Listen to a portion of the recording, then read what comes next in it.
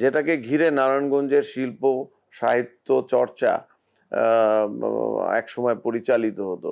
সেই গত ফ্যাসিস্ট সরকারের সময় সেই হলটিকে অকার্যকর করে ভেঙে টেঙে বন্ধ করে রেখে নারায়ণগঞ্জকে শিল্প সাহিত্য চর্চা থেকে দূরে রাখা হয়েছে। এখানে নাট্য সপ্তাহ হতো, নাট্য চর্চা হতো, এখানে শিল্প কলা, এখানে শিল্প চর্চা হতো, এখানে সাংস্কৃতিক চর্চা হতো। এগুলোকে বন্ধ করে রাখা হয়েছিল গত এই 17 বছর।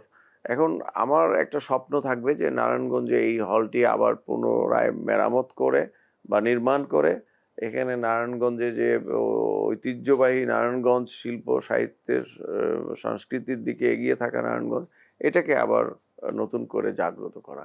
এবং অলরেডি আমরা এই বিষয়ে বিভিন্ন স্টেক হোল্ডার যারা নাট্যশিল্পী, সঙ্গীত শিল্পী বা বিভিন্ন পর্যায়ের বুদ্ধিজীবী, তাদের সঙ্গে আমরা কথাবার্তা বলা শুরু করেছি।